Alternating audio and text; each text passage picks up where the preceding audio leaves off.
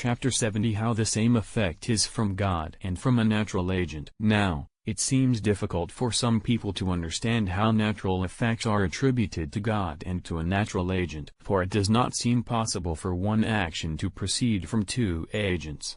So, if the action whereby a natural effect is produced proceeds from a natural body, it does not proceed from God. Again, when a thing can be done adequately by one agent, it is superfluous for it to be done by many. In fact, we see that nature does not do with two instruments what it can do with one.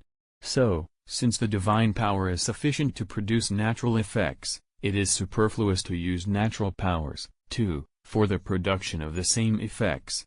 Or, if the natural power adequately produces the proper effect, it is superfluous for the divine power to act for the same effect. Besides, if God produces the entire natural effect, then nothing is left of the effect for the natural agent to produce.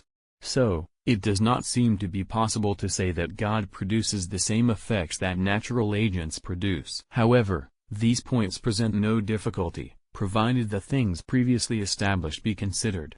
In every agent, in fact, there are two things to consider, namely, the thing itself that acts, and the power by which it acts. Fire, for instance, heats by means of heat. But the power of a lower agent depends on the power of the superior agent, according as the superior agent gives this power to the lower agent whereby it may act, or preserves it, or even applies it to the action, as the artisan applies an instrument to its proper effect, though he neither gives the form whereby the instrument works, nor preserves it, but simply gives it motion.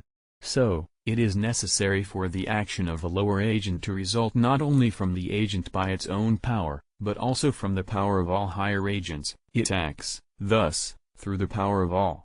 And just as the lowest agent is found immediately active, so also is the power of the primary agent found immediate in the production of the effect.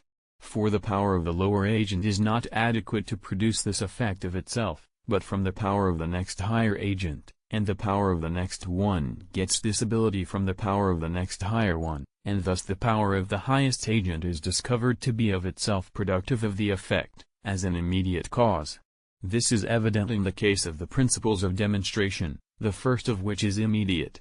So, just as it is not unfitting for one action to be produced by an agent and its power, so it is not inappropriate for the same effect to be produced by a lower agent and God, by both immediately, though in different ways. It is also evident that, though a natural thing produces its proper effect, it is not superfluous for God to produce it, since the natural thing does not produce it except by divine power. Nor is it superfluous, even if God can by himself produce all natural effects, for them to be produced by certain other causes.